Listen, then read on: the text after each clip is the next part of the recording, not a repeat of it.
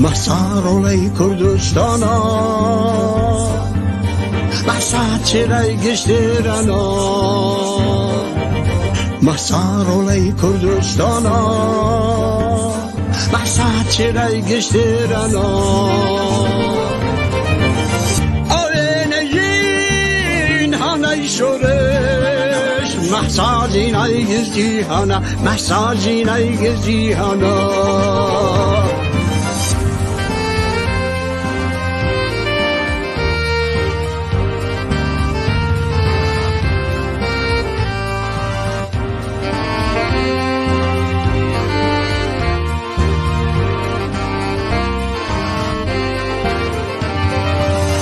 مسای ما جماورا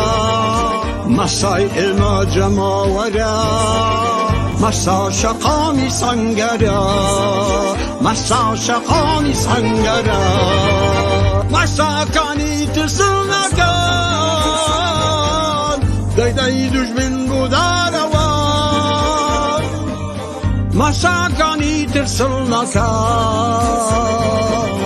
دیدی دشمن بوداروان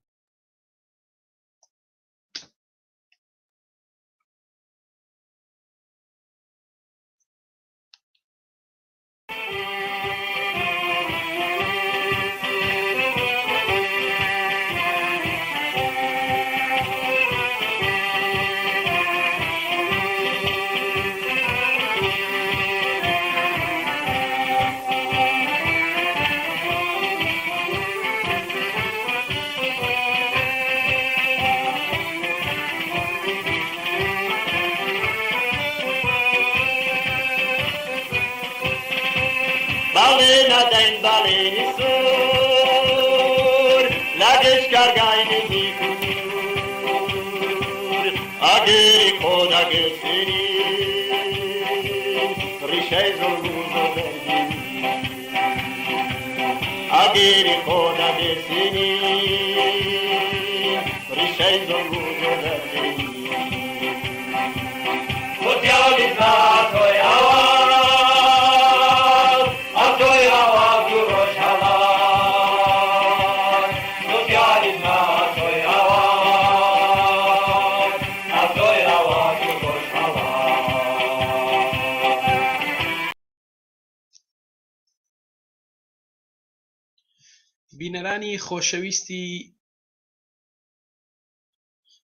بینەرانی خۆشەویستی بەرنامەی ڕاستەوخۆ سڵاو ئەم کاتتان باش خۆشحاڵم کە لە یەکێکی تر لەم بەرنامەنەوە دێنە لای ئێوەی خۆشەویست. ئەمڕۆ سێشەمە 24 خەزەڵوەر ڕۆژێکی مێژووی و ڕۆژێکی پڕ لە ئازار و پڕ لە ناخۆشی بۆ کۆمەڵانی خەڵکی ئێران بوو. لە 24 خەزەڵوەری ئابان یان هەمان ئابانی ساڵی 1398 دا جنایەتکارانی کۆماری ئیسلامی بە هێرشبردنە سەر کۆمەڵانی خەڵکی ناڕازی بە گرانی سوتەمەنی و مەعیشەتی خەڵک لە ئێران ژمارەیەکی یەکجار زۆر لە خەڵکیان لە سەر شەقامەکان بە فەرمانی خامنەی و بەدەستی هێزە سەرکوتگەر و جنایەتکارەکانی سپای پاسداران زیاتر لە 1500 کەس گیانیان لەدەستا و ژمارەیەکی زۆر خەڵک بریندار بوو بە ژمارەیەکی یەکجار زۆر کۆمەڵانی خەڵکی ناڕازی ڕەوانەی ناو زیندان و سیاچاڵەکانی کۆماری ئیسلامی کران. خەزەڵوەر یان ئابانی ساڵی 1398 لە بیری کۆمەڵانی خەڵکی شۆڕشکێری ئێراندا کە ئێستا و هەر ئەمڕۆ بۆ ڕێزگرتن لەو ڕۆژە بە بەڕێوەبردننی مانگرتنهایەکی گەورە و بەڕێوەبردننی ناڕزایەتی هایەکی بەرچاو لە سەر بەشێکی بەرچاو لە شارەکانی ئێرانەوە لە گۆشە بە گۆشەی شارەکانی ئێرانەوە هەتا ئەگاتە و کوردستان مانگرتنهایەکی زۆر گەورە و یەکپارچە لەلایەن خەڵکەوە بەڕێوە چوو و هەر ئێستا بەپێی ئەو راپۆرتگەلە کە بەدەستمان ئەگات بە بەردەوامی خەڵک لە سەر شەقامەکە هاتوونەتە سەر شەقامەکان و ناڕزایەتی دەرەبڕن بە جنایەتگەلی ڕژیمی کۆماری ئیسلامی و خوازیاری ڕۆشتنی ئەم ڕژیمە جنایەتکارن. بانگەوازی ئەمڕۆ بۆ ڕێزلێنان لە گیانبەختکردوانی ئابانی ساڵی 1398 لەلایەن جوانان و خەڵکی شۆڕشکێری ئێرانەوە نیشان ئەدات کە هەر چەشنە سەرکوت و هەر چەشنە قەتڵعامێک لەلایەن کۆماری ئیسلامیەوە بەر بە ئیرادەی بەرینی کۆمەڵانی خەڵکی ناڕازی لە دژی ڕژیمی داگیرکەری کۆماری ئیسلامی ڕژیمێک کە بە درێژایی 43 ساڵ بێجگە لە شکنجە، بێجگە لە ئازار، بێجگە لە سوکایەتی و بێحورمەتیکردن بە ژنان، بێجگە لە دروستکردنی خێڵی مناڵانی کار، بێجگە لە بێمافی بەرامبەر بە کرێکاران و بەگشتی بێجگە لە زڵم و ستەم دەرحەق بە کۆمەڵانی خەڵکی ئێران لە هیچ کردەوەیەک دەسی نەپاراستووە. ئەمڕۆ لە بانگەوازی لاوان و خەڵکی تێکۆشەری ئێراندا دیسان ڕێزگیرا لە یاد و بیرەوەری گیانبەختکردوانی ئەو خەباتە بەرینە و بەڵێندرا کە لە سەر تاسەری شارەکانی ئێران وەکەم ڕۆبینیتان بە بەڕێوەچوونی اعتساباتێکی گەورە و پاشان هاتنە سەر شەقام و لە ئێوارە بە بەڕێوەبردننی ناڕزایەتی لە دژی ڕژیمی کۆماری ئیسلامی نیشاندرا کە لە بەرانبەر ئەم زڵمۆستەما لە بەرانبەر ئەم وحشیگەریە ڕژیمدا خەڵک بە چۆکدا ناین و هەرچی زیاتر وەرەیان بەرزە بێتەوە. ڕژیم تەنیا هێزی چەکداری بەدەستەوە ماوە و لە ڕێگای ئەم هێزەوە هەوڵەدات کە هەڕەشە لە گیان و ژیان و ماڵی کۆمەڵانی خەڵک بکاتوە بیان ترسێنێ و بە عەقڵی خۆیان بەو عەقڵە ناقسەی خۆیان پێیان وایە کە ئەتوانن بەو شێوە خەڵک بنێرنە ماڵەکانیانەوە. بەڵام ئێستا بۆمان دەرکەوتووە کە هیچ سەرکوتێک، هیچ هێزێک، هیچ چەکێک ناتوانێت لە بەرانبەر ئیرادەی عەزیمی خەڵکدا بوەستێتەوە چۆک بەواندا بدات و ئەمە تەنیا کەسێک کە تیا شکست دەخوات بێگومان ئەو ڕژیمە دیکتاتۆر و ئەو ڕژیمانن کە دژی خەڵکی ناڕازین. هەتاکو ئێستا 15,000 کەس لە خەڵکی ناڕازی بە سیستمی جنایەتکاری کۆماری ئیسلامی گیراون و ڕەوانەی زیندانەکان کراون. لەوانە و بەپێی ئامارەکان هەتاکو ئێستا چەندین کەس لەوانە لە ژێر ئەشکەنجەدا گیانیان بەخت کردووە و هەر ئێستا پلان هەیە بۆ کوشتن و قەتڵی عامێک لە ناو زیندانیەکانە کە بە وەک خۆتان لە ئەو دادگا نمایشی و ئەو دادگا بێدادگاگەلە کە کۆماری ئیسلامی ڕێەخات ئەبینن کە بە شێوەیەک بە پەروەندە سازیکردن بۆ جوانان و بە شێوەیەک بە پەروەندە سازیکردن بۆ خەڵکی ناڕازی ئەیانەوێ ئەوان هەان بدەن ئەوان محکوم بکەن بە ئیعدام و زیندانگەلێک کە معلوم نییە کەیوە بە شێوەیەوە پێ چه قانونێ ئەو حکومگەلە ئەدرێت بە خەڵکی ناڕازی لە ئێرانە. کوردستان وەکو مەڵبەندێکە لە یەکەم ڕۆژی ئێعترازاتی جەماوەری لە خەڵکی ئێران بەرامبەر بەم ڕژیمە هەتاکو ئێستا لەسەر شەقامەکانن بە مانگرتن ناڕزایەتی و بە شەڕی ڕوبەڕوو لە مقابڵ ڕژیمێکی هار و پڕچەکدا بەڵام بەدەستی خاڵی سەلماندویانە کە ئێرادەی 43 ساڵەی ئەوان بەرامبەر بە جنایەتکارانی کۆماری ئیسلامی هەر قەوی و قەویتر ئەبێت و پتە و پتەوترە بێت و یەکپارچەتر دەرەکەون. ڕۆژەکانی 24 و 25 و 26 ئابان پێدەوترێت ڕۆژە خوێنینەکانی مێژووی خەڵکی ئێران لە مبارزە لەگەڵ کۆماری جنایەتکاری ئیسلامیدا. ئەمڕۆ خۆتان بینیتان و لە هەواڵەکانە هەمووتان بەباشی بیستوتانەکە بە چ شێوەی خەڵک ڕێزیان گرت لە گیانبەختکردوانی خەباتێکە بە خەباتی یابانینەوە هەش ناسراوە. بۆ قسە و باسی زیاتر لەسەر ئەم بابەتە و بۆ ئەوەی کە بزانین ئەمڕۆ لە ئێران و کوردستان چی گوزەراوە، ئەمڕۆ لە بەرانبەر ئەو بانگەوازە خۆڕسکانەی کە لەلایەن کۆمەڵانی خەڵکی ناڕازی، لەلایەن معلمان، دانشجویان، خوێندکاران، لاوان، گەنجان، دایکان و باوکان و بەگشتی لەلایەن کۆمەڵانی خەڵکی ناڕازی ئێرانەوە بەرانبەر بەم ڕژیمە بەڕێوەچوو ئەپرسم لە میوانی بەرنامەم واتە هاوڕێ ئیسماعیلی قەهرەمانی ئەندامی کومیتەی ناوەندی کۆمەڵا کە ئەم شەو لە بەرنامەی زیندووە لەگەڵمانە. هاوڕێ ئیسماعیل سەرەتا زۆر بەخێراتن دەکەم بۆ ئەم بەرنامەیە، سپاس دەکەم کە سەرڕای مەشغوڵیکی زۆر بە کاروباری گەیاندنی هەواڵەکان و بەڕێوەبردننی ئەو ئەرکانەی کە لەسەر تەلەڤیزیۆنی کۆمەڵە هەیە و ئێوە و باقی هاوکارانمان بە شێوەیەکی بەردەوام و بە شێوەیەکی ماندووی نەناسانە خەریکی ئەو بەڕێوەبردننی ئەو ئەرکانن. لێرە و ماندوو نەبوونتان لێکم و پێم خۆشە پرسیارت لێ بکەم کە هاوڕێ ئیسماعیل ئەمڕۆ راپۆرتەکان باس لە چی ئەکەن و چیمان پێڵن، ئەمڕۆ چی گوزەرا لە ئێرانە؟ زۆر سپاس دەکەم هاوڕێ سەدگان، منیش بەشباها خۆم سپاسی تۆکەم، هەروە سڵام ئەگەمە خەمەت بینەرانی خۆشەویستی ئەم بەرنامە. ئیجازەم بە پێشەکی سەر ڕێز و نەوازشدانم بۆ گیانبەختکردوانی ئەم ئاخێزەی ئەخیر و هەروە گیانبەختکردوانی 1500 خۆشەویستی کۆمەڵانی خەڵک لە ئابانی 98 کە بە شێوەیەکی بەڕەحمانە لەلایەن سەرکردگەرانی جمهوری ئیسلامیەوە گیانیان بەخت کرد. هەروە خۆتان ئیشارەتان کرد، ئیمڕۆ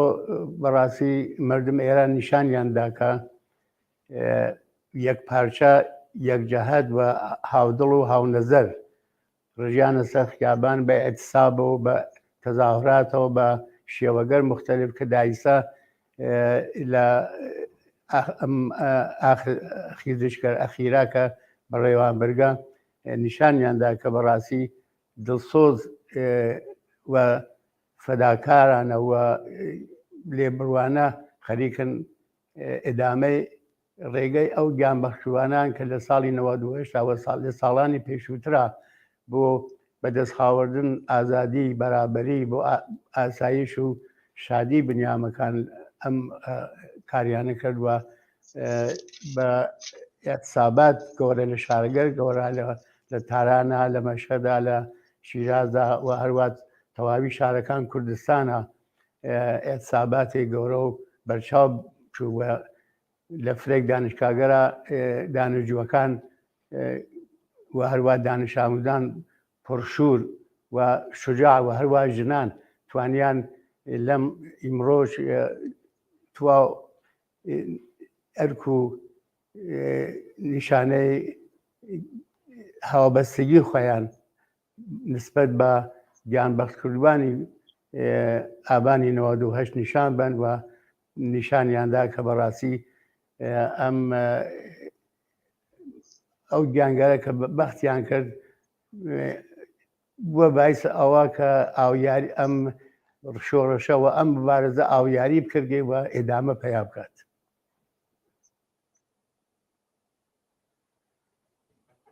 بەڵێ هاوڕێ ئیسماعیل، ئەم مانگرتنانە دیارە بە شێوەیەکی ئبتکاری لەلایەن وتم لاوان، خەڵکی شۆڕشگێر، پەرستاران، معلمان، خوێندکاران، دایکان و باوکانی گیانبەختکردوان و دایکان و باوکانی ئەو کەسانەی کە ئێستا لە زیندانەکانی کۆماری ئیسلامیان بەڕێوەچوو. ئێمە وەکو کۆمەڵا ڕێکخراوی کوردستانی حیزبی کۆمۆنیستی ئێران و وەکو حیزبی کۆمۆنیستی ئێرانیش پشتیوانیمان کرد لە ئەو بانگەوازانە کە لە ناوخۆی وڵات بەرانبەر بە بەڕێوەچوونی ڕێزگرتن لە یاد و بیرەوەری گیانبەختکردوانی ئابانی 98 بەڕێوەچوو و بێجگە لەوەش دوێنێ سپای تەرۆریستی کۆماری ئیسلامی دیسان هێرشی کردە سەر بارگای ئەحزابی ئۆپۆزیسیۆن لە کوردستانی عێراق و بۆ هۆی گیانبەختکردن و برینداربووری چەندین کەس. یارە کوردستان بێجگە لە ناڕەزایەتی و بێجگە لە هاودەردی لەگەڵ بنەماڵە و کەسوکاری 1500 کەس لە گیانبەختکردوانی ئابان کە ئێوەش ئاماژەتان پێدا، بەڵام بەرامبەر بەو مۆزەعیشە هەڵوێستی دەربڕیوە. ئێوە پێتان وایە کە تا چەندە لە کوردستانە یەکدەنگی هەیە لە نێوان خەڵکە بۆ خاوەنداریەتی لە ڕۆڵەکانیان، چە لە شکلی ئۆپۆزیسیۆن و ئەحزابە بێ، هەتاکو ئەوەی کە لە خەباتێکی بەرانبەرە ئەمڕۆ لەسەر شەقامەکان لەگەڵ جمهوری ئیسلامی لەگەڵی ڕوبەڕوون. هاوڕێستت هەروە خۆشتان ئاگادارن بە درێژایی تەمەەن جمهوری ئیسلامی خەڵکی کوردستان لە مبارزە و لە دژایەتی عەلەی جمهوری ئیسلامی یەک لەحزەی نەوێساون و هەروەها خۆشتەنازانن جامعەی کوردستان جامعەیەکی حزبیە و ئەم ئەحزابە کە لە کوردستانە فعالن ڕۆڵەکانیان ئەو لە خۆیان ئەوینن و بۆیە تێکەڵاوی خەڵکو و ئەحزاب سیاسی بە شێوەیە کە جمهوری ئیسلامی نەتەنیا بە موشک و نازانم خۆمپارە و ئەم نەوە ئەسلاگە ناتوانێت ئەو پەیوەندیە کە لە بین خەڵکو و ئەحزابە هەست جیای کاتەوە. لە نەتیجە لە حاڵ حازا بە نەزەر من جمهوری ئیسلامی حاڵەتێکی سەرلیشیاوی توش حاڵەتێکی سەرلیشیاوی بووگە کە پێی وایە بە موشک بارانکردن مەقەرات ئۆپۆزیسیۆن ئەحزابی ڕۆژهەڵات لە هەرێمی کوردستان ئەتوانێت ئەو هەدەفە کە گەرەێکی تەمایە ذهنیەت و ئەفکار خەڵک بەرەو دەرەوەی مەرزەکان کێشێت، ناتوانێت ئەو هەدەفە کێشێت بواتە بەرەوە. لە نەتیجە مردم بۆ نەتەنیا بوو مردم کوردستان بۆ مردم ئێران و لە سەد جەهانیچە ئەو سناریۆگەرەوە ئەو تەرفەنگەرە کە جمهوری ئیسلامی بەکاریوە تازە بایەخێکی نەماگەوە مردمەزانن و دەرس جمهوری ئیسلامیان خوێن دەسەوە ئەزانن ئەوانە چه هەدەفێک ئەپێکێت وە تەمایە چی بکات لەو ڕابتا. بە نەزەر من ئیتر ئەم وەزیەتە کە پێش هاتکە ئەو جمهوری ئیسلامی 2 ساڵ 3 ساڵ هەمەوبەر نییە و ئەم تەوازن قووا کە لە حاڵ حەزرا گۆڕیاگە ئەم تەوازن قووا بەرگەشتی بۆ نییە. مردم ڕۆژ بە ڕۆژ بە شور و شەوقی فرێترەوە بە حاڵەتێکی تعڕوزی فرێترەوە ئێترازەکانیان دەرەبڕن و یەکێ لە خصوصیات بەرجەستەی ئەم ئێترازاتە لە حاڵ حەزرا وەسەکە تێبگەر مختلف لە جامعە، لە معالمین، لە دانش ئاموزان، لە دانشجویان، لە جوانان، لە ژنان بەڕاستی شجاعانە و لێبروانە ئەتوانن لە بەرامبەر بەدەست خاڵی لە بەرامبەر نیروگە سەرکوتگەرەوە ئەوێسن و خاست و متاڵبات و بیر و باوەڕ خۆیان دەرەبڕن. ئەوە یەکێ لە ئەو ئینگەرەسە. بە نەزەر من ئەم شرایەتە کە لە حاڵ حەزا بە وجود هاتکە نەتەنیا قابل بەرگەشتیە بەڵکە ڕۆژ بە ڕۆژ قەویترە و ڕۆژ بە ڕۆژ پایگای فرەتر لە ناو جامعە ئەو کتێوە مردم بە شێوەگەر و بە تاکتیگەر مختلفەوە تێنەمەیان و ئەتوانن بەم شێوە دوشمن زەمینگیر بکەن. بە نەزەر من ئیتر وەخت ئەوەسە کە ئیتر با تەوەجو بە تجاربێک ئێمە خۆمان بووگمانە وەک نەسڵ ئێمە لە کوردستانە و کۆمەڵە بە تایبەت تەجربەی فرێبووگە ئەبێ مردم بۆ هەماهەنگی فرەتر هەم لە شارەکان مختلفە و هەم بۆ هەماهەنگی خۆیان لازمە کومیتەهای هەماهەنگی لە بەشکەر مختلفە بە وجود بێ و مەسەڵەن ئەوینەی لە چەند شارە ئێعترازات هەست لە شاگەرتران نییە. خۆ ئەمە بەشێک لە مەسەلە بەشێکەوەسە کە خوب ناتوانن مەسەڵەن هەرچی ڕۆژە مردم بێنە سەر شەقام، بەڵێ ئەم خود بە خۆت ئەم تاکتیکە کە لە حاڵیاوان ڕژیم زەرینگی دەکات سەیری شویاک نازانین لەکوێنەوە ئەم ئێترازاتە دوارێت دەست پێکاتەوە. ئەوەسە بەنەزەر من تەشکیل کومیتای هەماهەنگی لەم سەردەما زۆر باشە. ئەوەی کە ئێترازەکان پەراکەندن ئەوە خۆی وەک نقطە قووەتێکە بەنەزەر بۆەوە ڕژیم ناتوانێت تەمەرکوز کاتە سەر معتەرەزین و بۆ شێوە جاران سەرکوتیانکە. وەریکانێ لە لایکیچەوە ئەو هەماهەنگی ئەگەر بێت لە بین محلاتە، لە بین شارەکانە، لە بین بەشگەر و نەهاتگەر مختلفە ئەتوانێت موەسر واقع بێ و پیرۆزمەندانە لە ئەم خیزشا بێنە دەرەوە. بڵێ هاوڕێ ئیسماعیل، ئەوەی ئێوە بەردەوام ئەخباری تازە دەست تەلەڤیزیۆن کۆمەڵا ئەگرێتوە ڕنگدانەوەیە بێت دیارە لە تەلەڤیزیۆنە و لە بەشی هەواڵەکانە، بەڵام پێم خۆشە ئەوەت لێ پرسم، ئەمڕۆ هەواڵەکان زۆرتر باسی لە چیە کرد؟ یانێ ئەمڕۆ خەباتی خەڵکی ئێران و کوردستان ئەگەر ئێوە بتانەوێت لە چەند جمڵا باسی بکەن بۆ من کە چۆن گوزەرا ئەمڕۆ ئەو هەواڵانە باسی لە چیە کرد؟ کار ئەسەدگام ئیمڕۆ فرەتر ئەخبار و گزارشاتی کە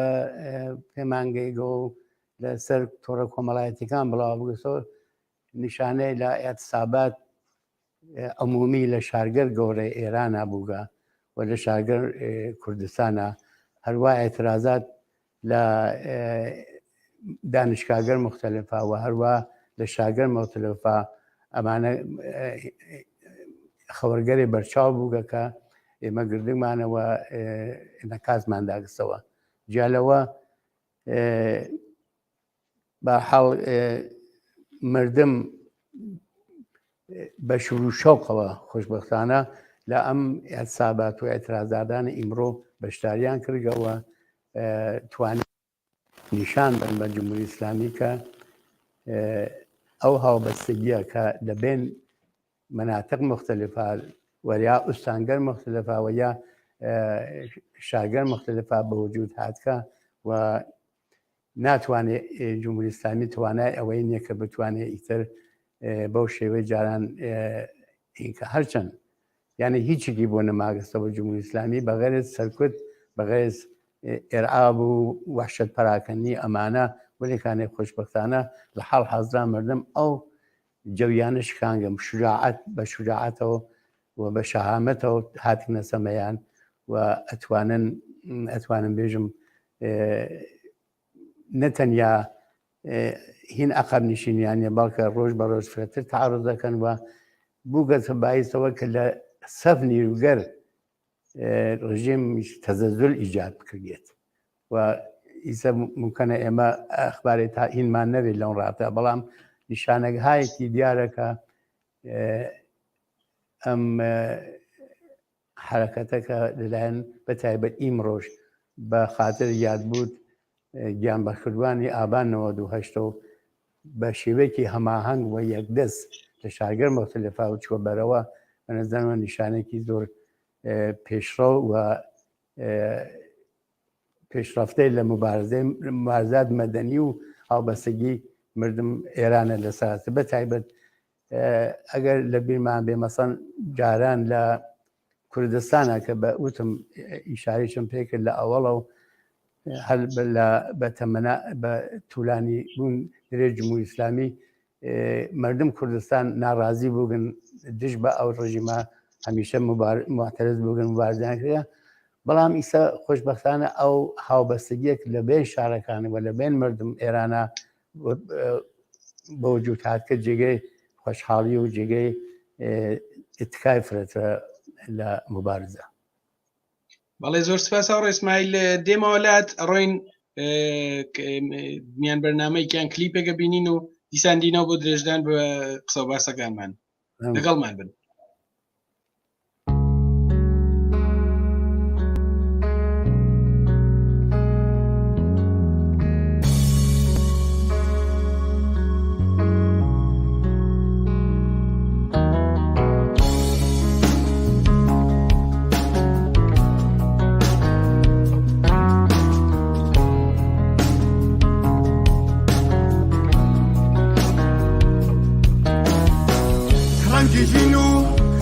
هیچی نداد هەروەری ناچێ لە یادم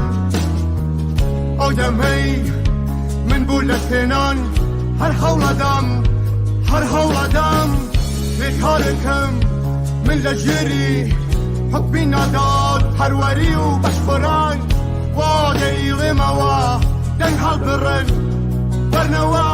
شەتامەمان بەشتەینەکی نابێ ئەبد زیمان پڕکار بە ڕەنج کێشان بۆ شکۆی چەلادەکان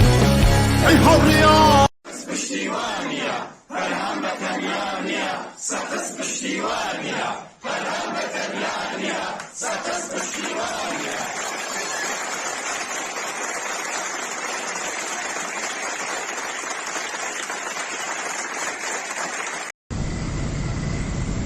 جانی ئاوارۆ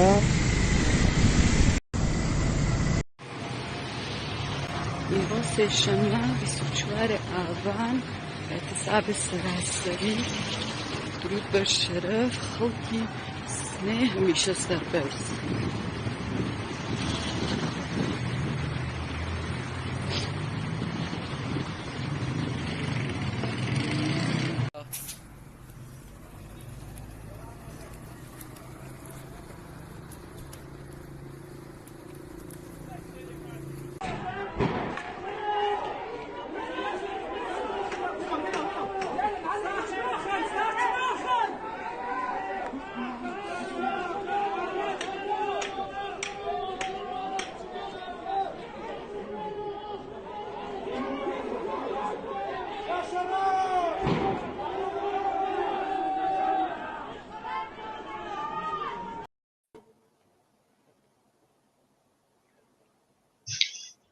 بەڵێ زۆر سپاس بۆ هاوکارانم کە بە بڵاوکردنەوەی ئەو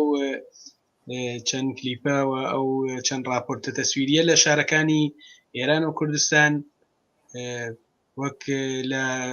زۆربەی تۆڕە کۆمەڵایەتیەکانیش بڵاو بووەتە و ئەبینین کە بە شێوەیەکی یەکپارچە خۆشبەختانە ئەمڕۆ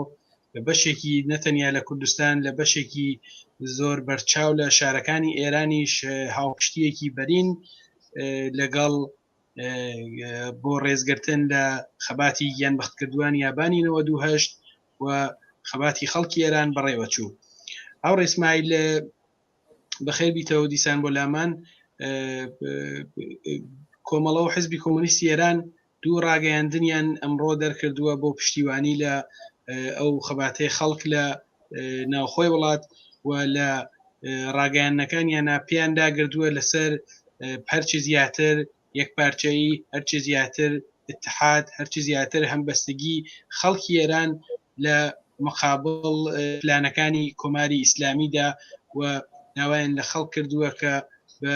خەباتێکی یەکپارچە بڕۆنە بەرەو بۆ ڕوخاندنی ئەم ڕژیمە دژی ئینسانیە دیارە ئەو هاوپشتیە لە زۆربەی ئەو ڕووداوانەی کە لە ئێران و کوردستان ڕوئەدات لە وەها ڕاگەیاندن گەلێکاوە بە گەیاندنی دەنگی خەڵک لە دەرەوەی وڵات وە لە دەستگا میدیایەکانی کۆمەڵە و حیزبی کۆمونیستی ئێرانە و بەردەوام شایەت ئەوە بووین و منتەها ئێستا یەک کۆمەڵە پرسیارم بۆ دێ کە ئەپرسن مەسەڵەن باشە دیارە ڕژیم بۆتەزانی لە قسەکانی پێشوو ئاماژێت پێدا بەس پرسیارەوەیە باشە بۆچی کاتێککە ڕژیم بەم شێوە هێرشەکاتە سەر ئەحزابی ئۆپۆزیسیۆن لە هەرێمی کوردستانی عێراق و بۆ فشارەیش لەسەر خەڵک هەیە تەنانەت لە ناوە بۆچی ئەوە هێزی چەکدار بەکار ناهێنن حەزەکەم بە کوتی بامی بەم پرسیارم بیتەوە کە هێزی چەکداریان هێزی پێشمەرگەی کۆمەڵاوە جەریاناتی تر بۆچی لەوەها حاڵەتێکا ناڕۆنە بەسلاح مەدانێکی چەکداریەوە بەرامبەر بە جنایەتکارانی کۆماری ئیسلامی هەڕێسە کۆمەڵە وەک جریانی کە بۆ خۆت ئاگاداری هەمیشە خۆی لە مقابل مردمەوە بە مەسئول زانینە و لە شرایەتێکا کە وەزیەتەکە لە بار بوو شەڕ مەسەلەحانە توودەی بوو و لازم بوو خۆ کۆمەڵە درێغی نەکرد و لەو بوارەدا نزیک 3000 زیاتر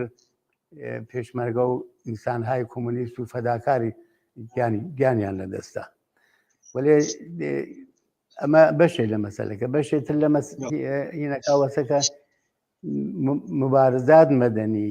لەم سەردەما توانێگیە پاشەکشێ بە جمهوری ئیسلامی بکات و ئێمە گەرەکمانە بە شێوەیەک زوودڕەس و بێتە باعثەوە کە ئەم خیزشەوە ئەم شۆڕشە کە بەردەوامە بە هەروە کە هیلمان هەستێ ئاشنایمان هەستە شرایەت و بە جمهوری ئیسلامیە ئەو دەست ناپارێزی لە هین و ئێمە گەرەکمانە ئەم خیزشە ئەبێ بە هینە پرۆسەی عادی و تەبیعی خۆی تێی بکا کە لەم پرۆسا بتوانن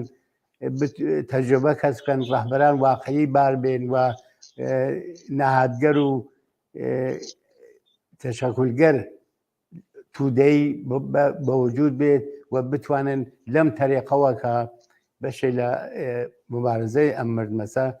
بتوانن بەر بە جمهوری ئیسلامی بگەن وەلێ ئەمە بەشێ لە مەسەلە بەشێکی چێوەسەکە ئێمە گەرەکمان نییە بە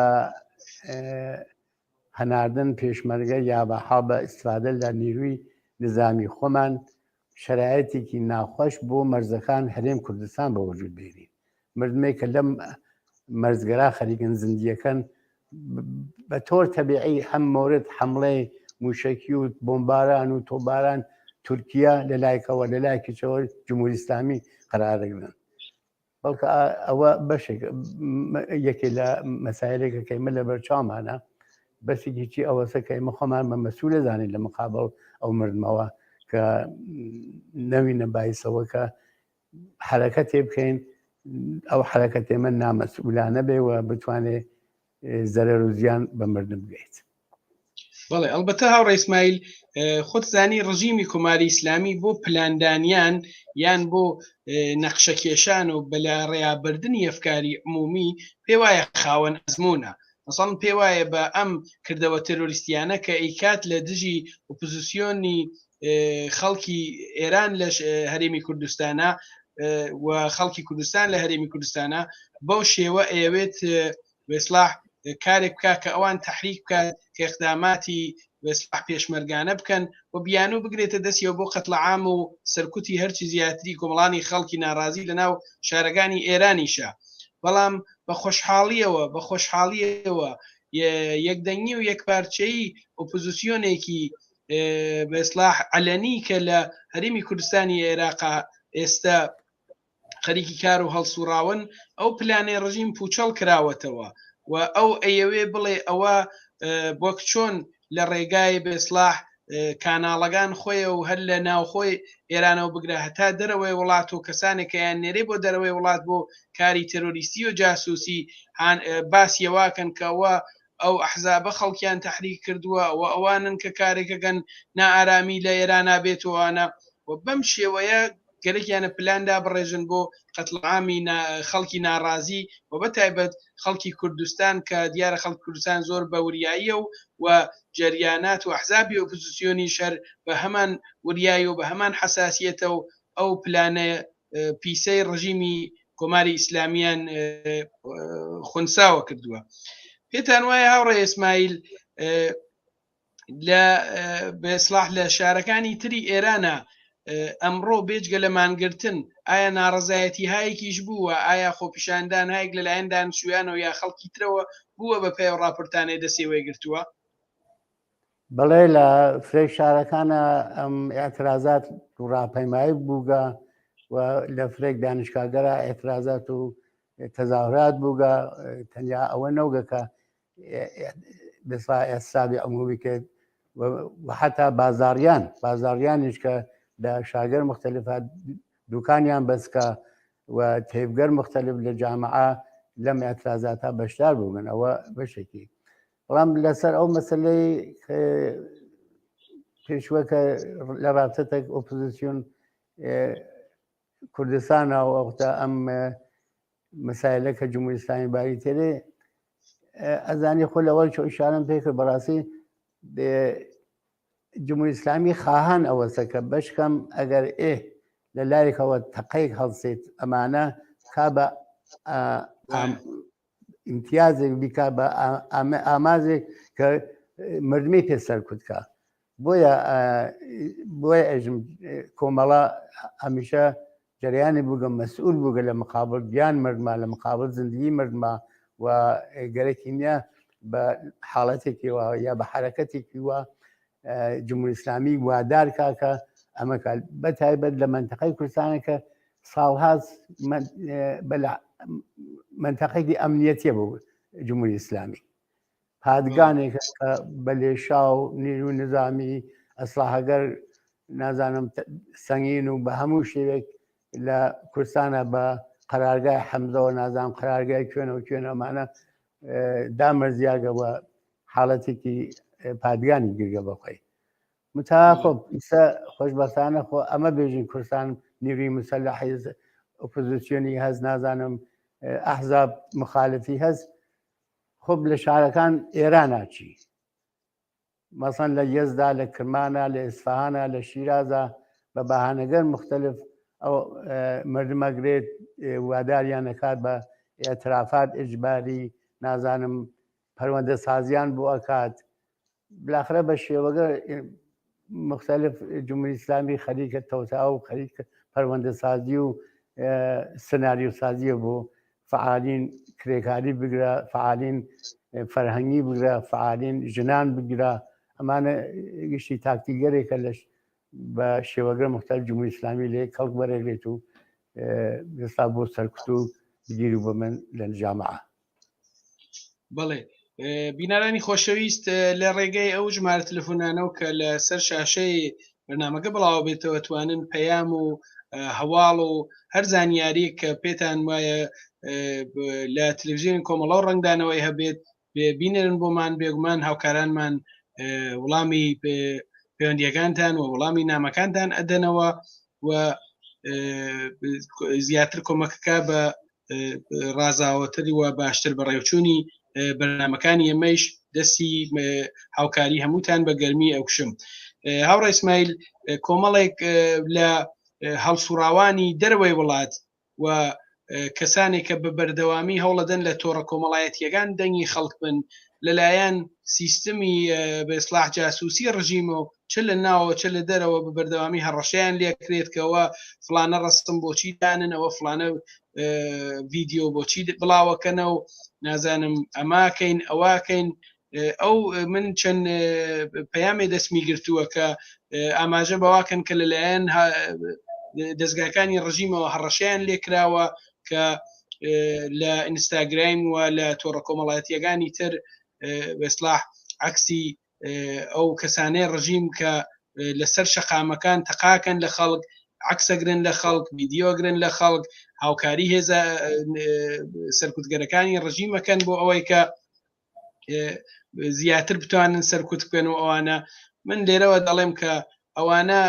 وەک چۆن دەڵێن کۆماری ئیسلامی فقط هێزی سەرکوتگەری بەدەستەوە ماوە ئەوانەش بەس هەڕەشیان بەدەستەوە ماوە ئەویان کە زیاتر هەڕەشاکە زیاتر ئەترسێ زیاتر تۆقیوە لە ئێرادەی عەزیمی خەڵکی ئێران لە ناوەوە هەتا گەیەتە دەرەوەی وڵات هەتا کەسانێک کە ساڵهای ساڵ عمریان لە ناو زیندانەکان بوون و بەدوای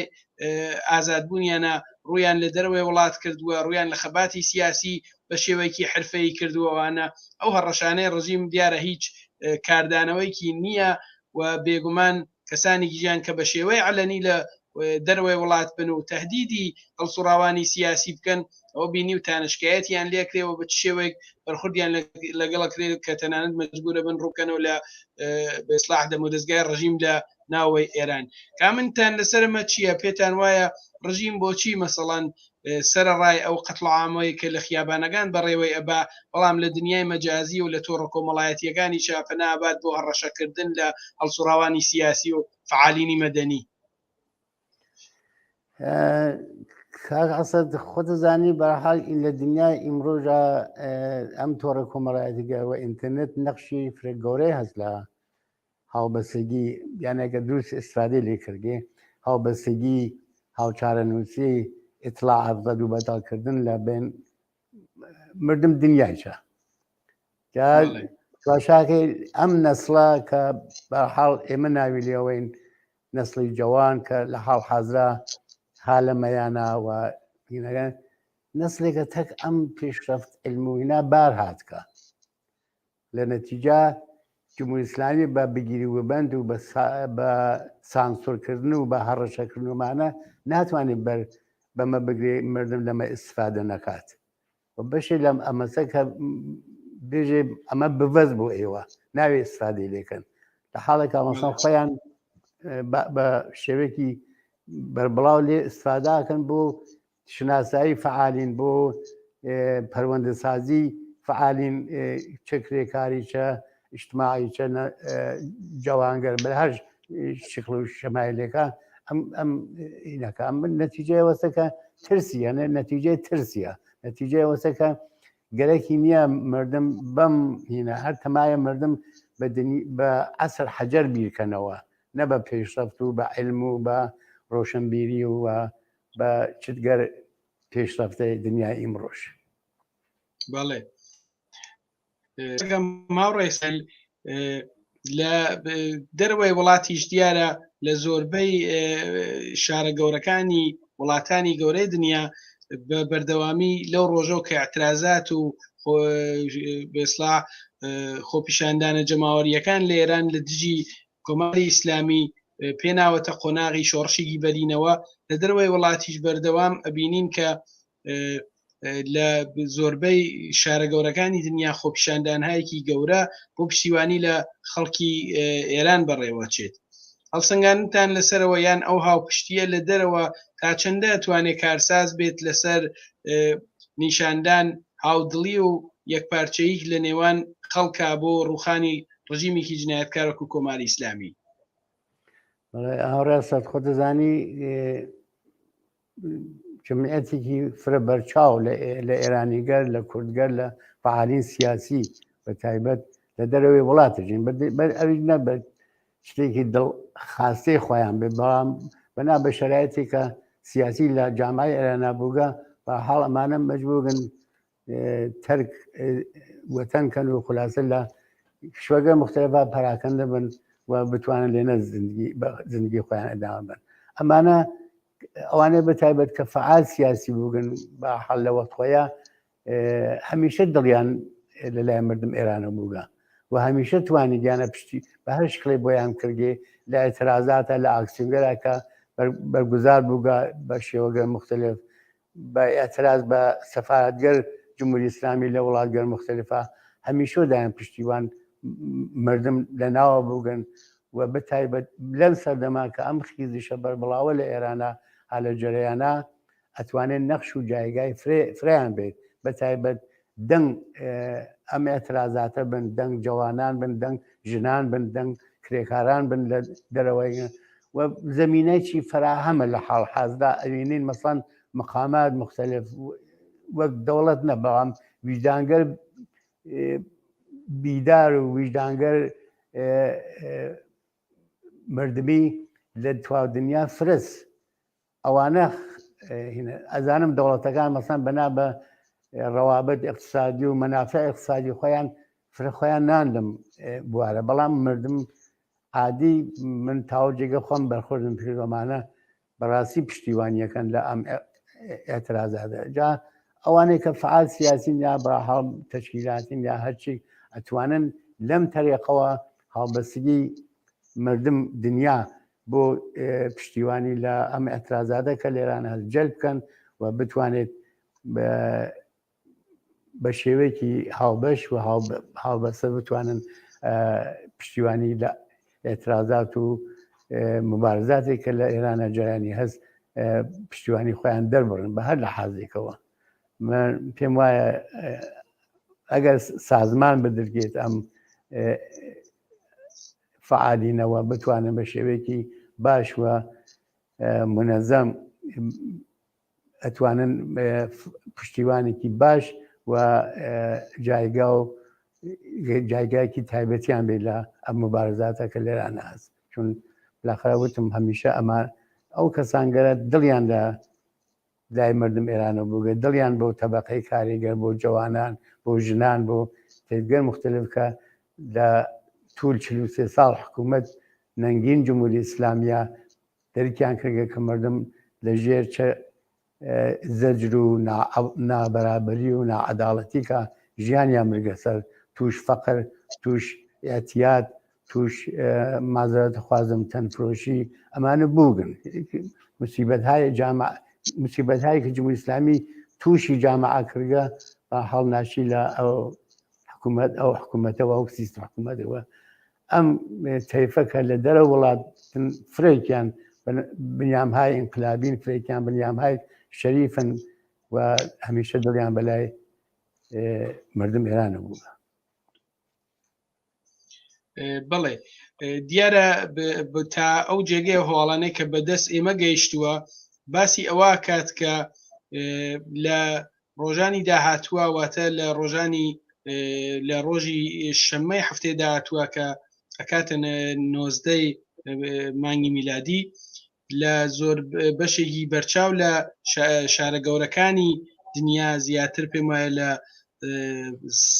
زیاتر لە 100 چەند شاری گەورەی دنیا فراخانەوە دراوە کە بۆ پشتیوانی لەگەڵ گیانبەختکردوانی ئابان بۆ پشتیوانی لەگەڵ بنەماڵەی قوربانیانی پەروازی ئوکراینی و بۆ پشتیوانی لەگەڵ مبارزاتی خەڵکی ئێران خۆپیشاندانهایەکی گەورە بەڕێوە بچێت. لێرەوە دیارە باتەوەجۆ بەوەی کە ژمارەیەکی بۆ کێوەیش وتان ژمارەیەکی یەکجار زۆر لە هەڵسوڕاوانی سیاسی و خەڵکی ئێران لە وڵاتانی دەرەوەی ئێران ئەژین و ئەو حرەکەتە ئەبینن ئەو فراخانانە ئەبینن بەشداریکردنی یەکە بە یەکەی ئەوان ئەبێتە هۆی دڵگەرمیکی زیاتر بۆ خەباتی خەڵک لە ناوەوە ئەبێتە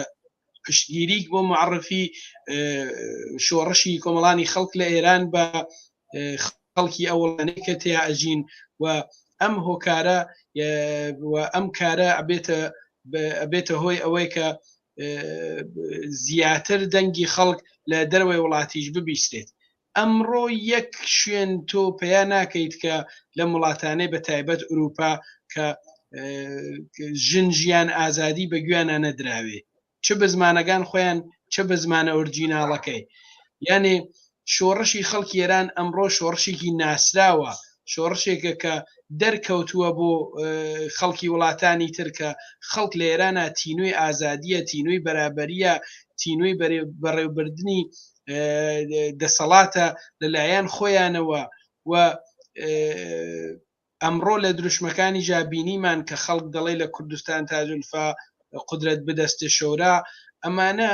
لە خۆڕا نەهاتووە ئەمانە سەرچاوەگرتو لە خەباتێکی بەرینە کە ئێوەش لە قسەگانتانە ئاماژتان پێدا. من لە کۆتاییە زۆر سپاس دەکەم کە بەشدار بووی لەم بەرنامە لەگەڵمان ئەگەر وەکو دواوەتت یان قسەیەک یان شتێک هەیە کە پێت باشە ئاماژەی پێ بدەی لەم بەرنامە و ئێمە لە خزمەت تاین و گوێبیستە بین. سپاس من تەمان بە یەک شت ئیشارەکەم هەڕێستت ئەویشەوە سازانیم مردم دنیا مردم دەرەوەی وڵات تایسا خوێندنەوەیان لە جمهوری ئیسلامی یا لە مردم ئێران لە جوان دەوڵەتەکان یانی ئەوژنە بکە بەڵام میسە خۆشبەختانە شەرایەتی پێشهاتەکە خوێندنەوەی تر لەلایەن مردمە و بە مردم دنیا ئەوێژگێت کە جمهوری ئیسلامی چه ڕژیمێک جەنایەتکار و چه ڕژیمێک ستەمگەر بووگەن لە مقابڵ بۆ مردمەکەی خۆی ڕژیمێک ئاخر مردمەکەی خۆی باتە بەر گولە بیکوژێت بە خاتر چاو یانێ ئیسا بۆیان دەرەکەفی کە باوە ئەم خوێندنەوەی کە دایسە لەلایەن دەوڵەتەکانیانەوە لەلایەن حکوومەتەکانیانەوە لە جمهوری ئیسلامی دیاگ ئەوە نییە بۆیە بە نەزەر من سەرنجڕاکێشە بۆ مردم دنیا ئەم ئێترازات و مبارزاتە کە مەسەڵەن بۆ خۆت ئیشارەت پێکرد ژن ژیان ئازادی بووگە بە شعارێک نە لە کوردستانە یا لە ئێران لە توا دنیا لە خەریکە ئەوێ بە شعارێک جیهانی. من زۆر سپاس دەکەم بۆ میوانداریت لەم بەرنامە هەروە زۆر سپاسی بینەرانی خۆشەویست بەرنامەکەتانەکەم مەمنون. زۆر سپاس بۆیەوە هاوڕێ ئیسماعیل قارەمانی ئەندامی کمیتەی ناوەندی کۆمەڵاکە لە ستودیۆگانمان لە کوردستانەوە لەگەڵمانە بووی. سپاسی بەشداری دەکەم کە تا ئێرە لە بەرنامەی ڕاستەوخۆی تەلەڤیزیۆنی کۆمەڵە و لەگەڵمان بووی. بەڵێ بینەرانی خۆشەویست، لە کۆتاییە ئەوە ماوە کە بڵێم با تەوەجۆ بە ئەم خەباتە بەرینەی کە زیاتر لە 2 مانگە کۆمەڵانی خەڵکی ئێران لە دژی جنایەتکارانی کۆماری ئیسلامی ڕۆڵەکانیان ئەنێرنە بەر فیشەک و چەک و باتۆم و بێحورمەتی هێزە سەرکوتگەرەکانی ڕژیمەوە و ڕۆژ بە ڕۆژ لە بەرانبەر ئەم ڕژیمە یەکگرتووتر ئەبن و هێز و ئرادەی خۆیان زیاتر ئەخەنەگەڕ، هێشتا پێویستیان بەوانەیە کە لە ناو ماڵەکانەوە دانیشتون و پیان وایە کە دەبێت چاوەڕێکن. چاوەڕوانی نەماوە، چاوەڕوانی لە ڕژیمێکە بێجگە لە سەرکوت، بێجگە لە هەڕەشە، بێجگە لە قەتڵعامی جوانان، بێجگە لە سوکایەتیکردن بە ژنان و بێجگە لە دروستکردن ئەنواع وەقسام موسیبەت و گرفتاری بۆ کۆمەڵانی خەڵکی ئێران هیچی تری نەکردووە. چاوەڕوانێکی بێهودەیە. ئەمڕۆ دەبێ لە پشت ئەو خەڵکە و کە هاوارەکەن ژنجیان ئازادی، هاوارەکەن کە دەسەڵات دەبێ لە دەستی خەڵکا بێت، هاوارەکەن کە تاکەی دەبێ چەندانە کولکەمەلا و چەندانە تێرۆریست کە دەستپەروەردەی سیستەمێکی تێرۆریستی جنایەتکار و خەتەرناکن ساڵهای ساڵە ڕۆڵەکانمان بگرن بیان نێرنە زیندانەکان، ئیعدامیان بکەن، ئەشکەنجەیان بکەن، تەجاوزیان پێ بکەن و لە بەرامبەر یا بێدەنگ بین. بێدەنگبوونمان لە بەرامبەر ئەم حرەکاتانەی ڕژیمە یارمەتی ئەوانەکا بۆ خوڵقاندنیەتی گەورەتر کەوابوو داوا لە سەرجەم توێژ و کۆمەڵانی خەڵکی ئێران و کوردستانەکەین کە بە هاتنە سەر شەقامەکانیان بە شێوەیەکی یەکپارچە، بە ئیعتسابە سەراسەریەکانیان بە شێوەیەکی یەکپارچە، بە هاوپشتیکردنیان لە گۆشە بە گۆشەی وڵاتی ئێران. ئەگەر لە سیستان و بەلوچستان و زاهدان ڕژیم قەتڵعامی خەڵکی ناڕازی ئەکات، بینە سەر شەقامەکان و تۆڵەی ئەوانیان لێ بکەینەوە و هاوپشتی خۆمانیان لەگەڵ ڕابگەینین. ئەگەر لە کوردستان ڕژیم پەنا ئەوات ئەوەی کە حکمی ئیعدام بەسەر لاوانێکا کە دەستگیر کراون بسەپێنێت و بەو شێوە بێڕەحمانە و بەو شێوە بێبەزەیانە لەگەڵیان هەڵسو کەوت بکات، دەبێت لە تاران و ئسفەهان و مەشهەد و شیراز و شارەکانی تر هاوپشتی عەمیق لەگەڵ خەڵکی کوردستان بەڕێوە بچێت. تەنها بەوەها خەباتێکی یەکپارچە و یەکگرتوانەیە کە دەکرێت ئەم ڕژیمە جنایەتکارە حواڵەی زبڵدانی تاریخ بکرێت و چی درمەجالی پێ نەدەین کە بەو شێوەیە لە دژی کۆمەڵانی خەڵکی ناڕازی، لە دژی کۆمەڵانی خەڵکی شۆڕشگێر جنایەت بەڕێوە ببات. لە کۆتاییە دیسان دەڵێم سپاس بۆ ئەو یەکپارچەیە و سپاس بۆ ئەو بەڕێوەبردننی ئەو اعتساباتەی کە ئەمڕۆ لە شارەکانی کوردستان هەتا دەگاتە شارە گەورەکانی ئێران هاوپشتی خۆتانتان نیشاندا، هاوچارە نووسی خۆتانتان نیشاندا و ئەمە پشتگەرمیە بۆ شۆڕشی نوێ کۆمەڵانی خەڵکی ئێران. ئەمە یارمەتی دەرە بۆ ئەوەی کە لە ڕۆژانی داهاتوودا بە پشتگەرمی و بە هەنگاوی قایمترە و بینە سەر شەقامەکان و خوازیاری مافی ڕەوای سەرجەم چین و توێژە کۆمەڵایەتیەکانی نێو کۆمەلگای ئێران بین. ئەمڕۆ بە نەترسی ئێوە و بە ئیرادەی قەوی ئێوە ڕژیمی کۆماری ئیسلامی دیسان زەربەیەکی تری لە شۆڕشی نوێی کۆمەڵانی خەڵکی ئێران خوارد. ماندوو نەبوون لە سەرجەم ئەو کەسانەی کە هەڵسوڕاوانە بۆ بەرەو پێشبردننی ئەم خەباتە بێوچان و ماندووی نەناسانە کاریان کرد و هیوادارین کە نمونەیان ڕۆژ بە ڕۆژ زیاتر بکات و ڕۆژ بە ڕۆژ بڕۆن بۆ ئەوەی کە ئەم دام و دەستکە داپڵۆسێنەرە و ئەم سیستەمە جنایەتکارە هەڵپێچن. ئازیزان، بەم شێوەیەوە لێرە دینە کۆتایی بەرنامەی ڕاستەوخۆی ئەم شەویشمان. هیوادارم کە لە بەرنامەکانمان کەڵکی پێویستان وەرگرت بێت و ئێمەش سپاسدانەکەین کە تا ئێستا هاوڕێ بەرنامەکەمان بوون و لە درێژەدا سەرنجتان بۆ بینینی درێژەی بەرنامەکانی تەلەڤیزیۆنی کۆمەڵە ڕاکێشم. سپاس بۆ هاوڕێتیتان.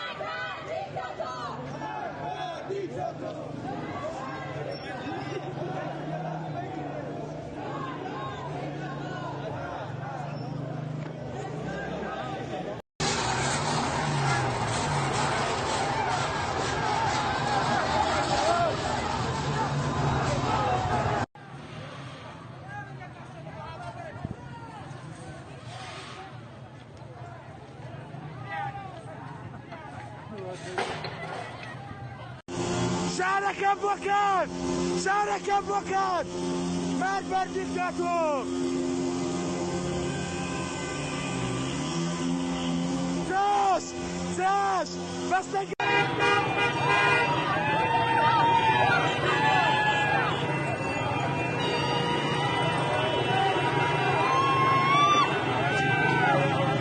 پشتیوانیە فەرهام بە تەنیا نییە سەقز پشتیوانیە فەرهام بە تەنیا نییە سەقز پشتیوانیە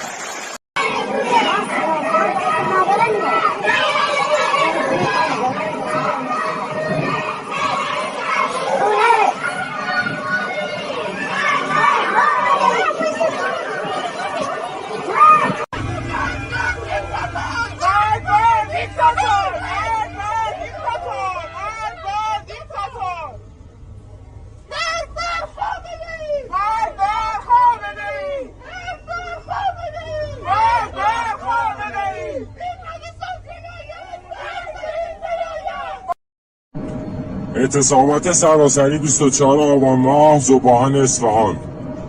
زن، زندگی، آزادی.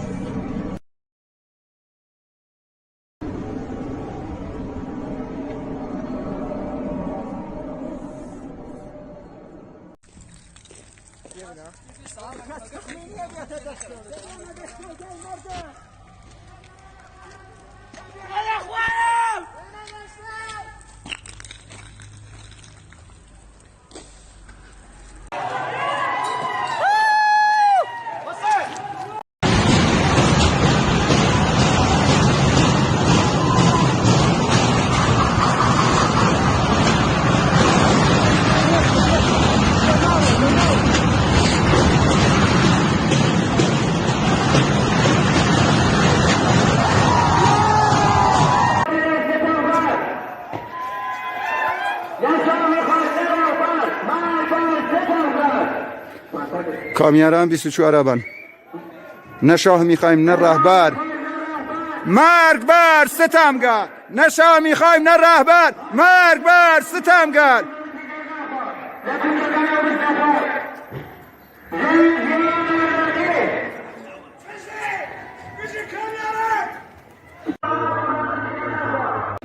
قدرت به دست شورا از کردستان تا جلفا قدرت به دست شورا از کردستان تاج الفا قدرت به دست شورا از کردستان تاج الفا قدرت به دست شورا از کردستان تاج الفا قدرت به دست شورا از کردستان تاج الفا قدرت به دست شورا از کردستان تاج الفا قدرت به دست شورا از کردستان تا زهرا قدرت به دست مردم